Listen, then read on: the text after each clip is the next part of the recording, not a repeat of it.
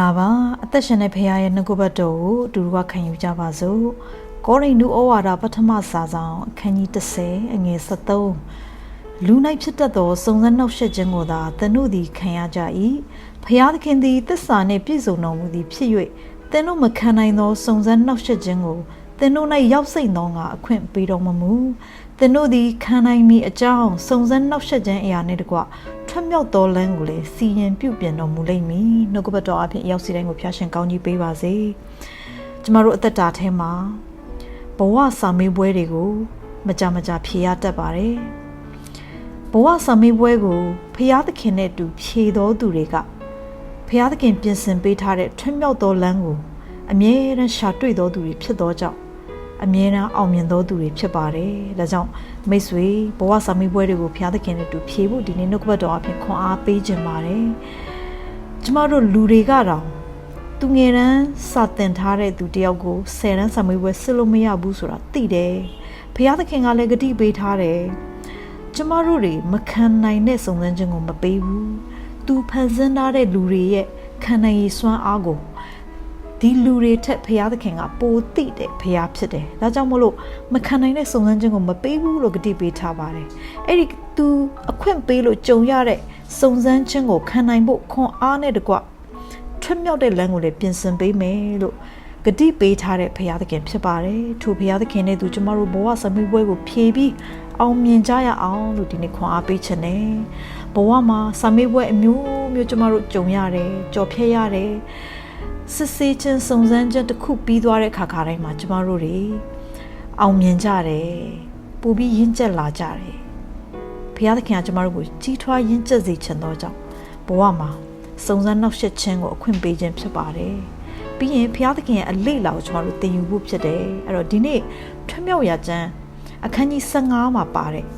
မာရဆိုတဲ့စမေးပွဲလေးတစ်ခုအကြောင်းကိုကျမတို့ဆင်ခြင်ရင်းနဲ့ဘုရားရဲ့အလေ့လာကိုသင်ယူကြရအောင်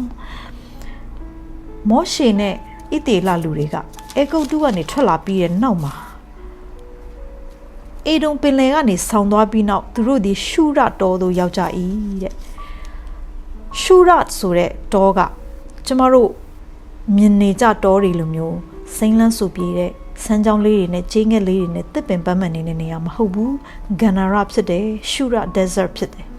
အဲ့ဒီတောကိုအဲ့ဒီဂန္နာရကို3ရက်ခရီးသွားပြီးတဲ့အခါသူတို့တွေရေမတွေ့ရဘူးကျွန်တော်တို့တာမန်နေ့ရက်တွေမှာတောင်းတနေကုန်ရေမတောက်ရရင်အသက်ရှင်ဖို့အင်မတန်ခက်ခဲတယ်အဲ့တော့ဒီလူတွေကမောရှေနဲ့အတူ30မြောက်လောက်တော့ဣသေလလူတွေက3ရက်ခီးဂန္နာရကိုဖျက်ပြီးတဲ့နောက်ရေမတောက်ရဘူးလို့ပြောတဲ့အခါဒီလူတွေဟာအင်မတန်ပင်ပန်းနွမ်းနယ်ပြီးတော့ဒုက္ခရောက်နေတဲ့အခြေအနေဖြစ်ပါတယ်မိတ်ဆွေဒီ30မြောက်လောက်တော့လူတွေထဲမှာလူကြီးကလေးကျမ်းမာတဲ့သူမကျမ်းမာတဲ့သူအားနေတဲ့သူအမျိုးမျိုးပါတယ်သရိစံနေလည်းပါတယ်30မြောက်လောက်တော့လူအုပ်ကြီးက3ရက်ရေမတောက်ရတဲ့ခါမိတ်ဆွေသူတို့အင်မတန်ပင်ပန်းနေပါပြီဒါပေမဲ့သူတို့တွေအဲ့ဒီ3ရက်ကိုသူတို့ကြော်လွန်သွားကြတယ်ကြော်လွန်ပြီးတဲ့နောက်မှာသူတို့တွေမာရဆိုတဲ့အရက်ကိုရောက်ကြတယ်မာရအရက်တို့ရောက်တော့အခါမာရရေသည်ခါသောကြောင့်မတောက်နိုင်ကြထို့ကြောင့်ထိုအရက်ကိုမာရဟုသမုတ်ကြသည်3ရက်ကိုသူတို့တီးခံပြီးတော့ကြော်ဖြတ်ပြီးတဲ့နောက်မှာရေမတောက်ရလို့6သွေးပြီးတော့သူတို့ကြော်ဖြတ်ပြီးတဲ့နောက်မှာ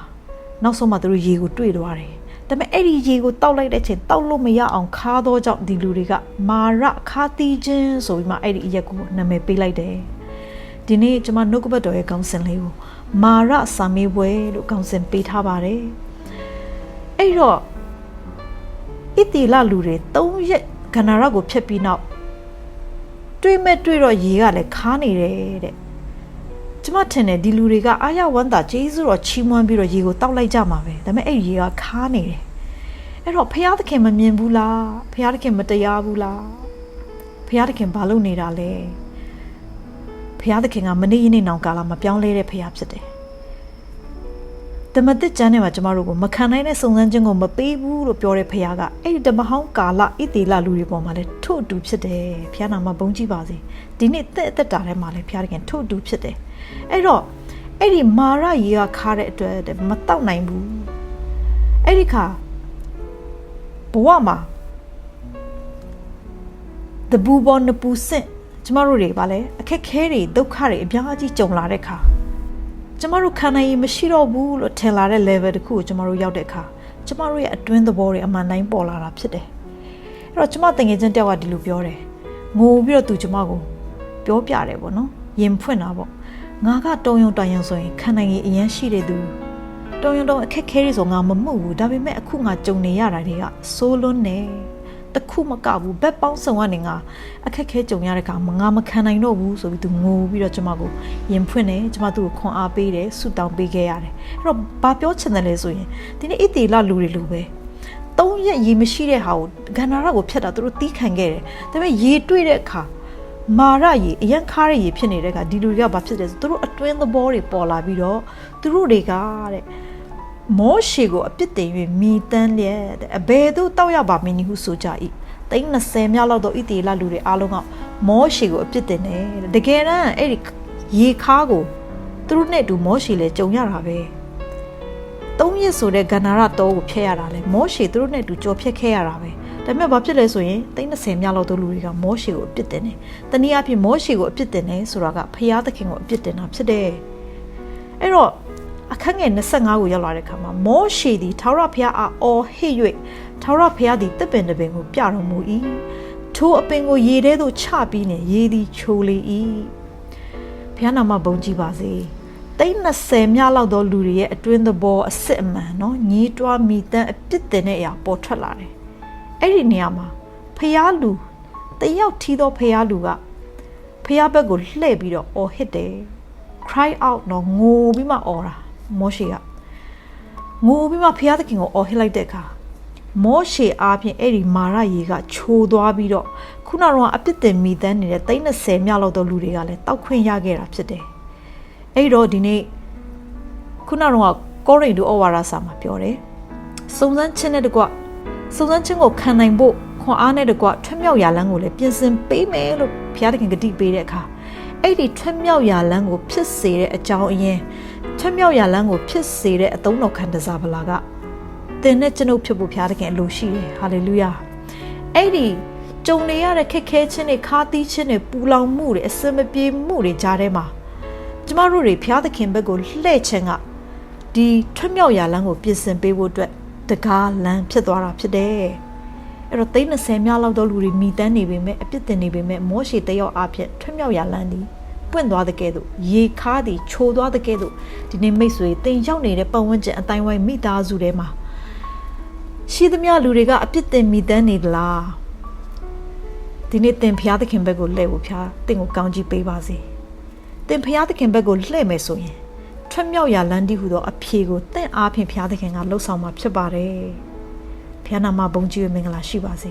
ပြီးနောက်တစ်ခုခွန်အားပေးချင်တာကမာရဆိုတာကခဏတာဖြစ်တန်ရတဲ့နေရာဖြစ်တယ်